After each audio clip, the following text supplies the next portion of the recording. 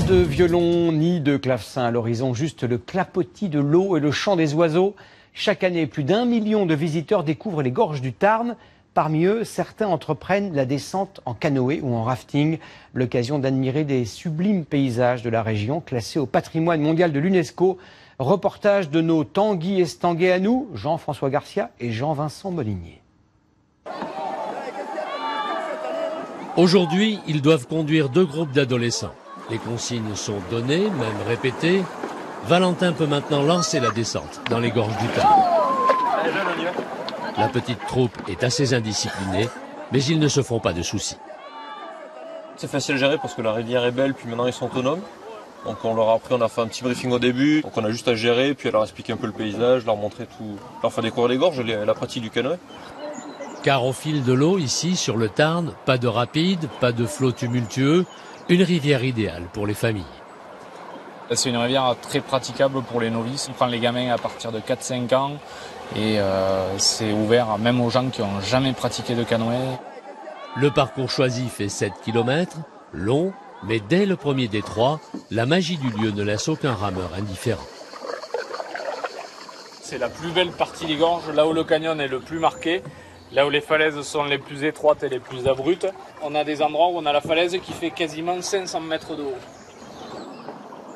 Impressionnant également pour ceux qui ont opté pour une descente en compagnie d'un batelier.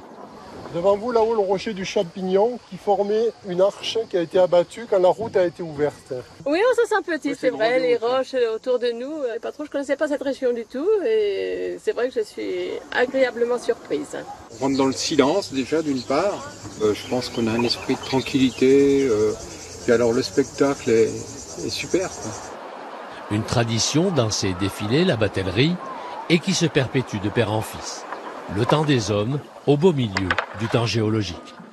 Environ 100 millions d'années, on va compter environ 1 à 2 cm d'érosion par siècle pour creuser cette couche de calcaire.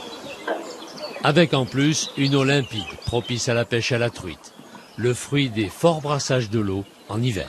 Puis comme on a ces crues qui sont violentes, ça brasse les galets, ça va les laver, les frotter les uns contre les autres. Et au printemps, au début du printemps, on arrive à voir le fond jusqu'à 6 ou 7 mètres.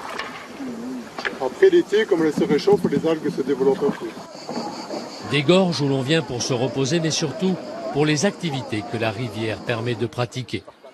La Malène en est la preuve, environ 50 habitants en hiver, des milliers de passages tous les jours en été.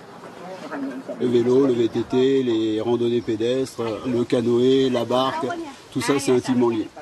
Et si l'un ne marche pas, les autres ne fonctionnent pas. Un site long d'une 50aine de kilomètres, niché entre le causse Méjean et le causse de Sauveterre, et qui ne cesse d'envoûter les vacanciers comme les professionnels. C'est vraiment trop beau. Et on s'en lasse pas. Vraiment, moi j'y suis tous les jours et je m'en lasse jamais. Un canyon majestueux, vieux comme le monde, des plages de galets ou de sable, au détour d'un méandre, des hameaux de pierre miraculeusement sauvés de l'oubli, les gorges du Tarn sont comme façonnées pour la détente et la découverte.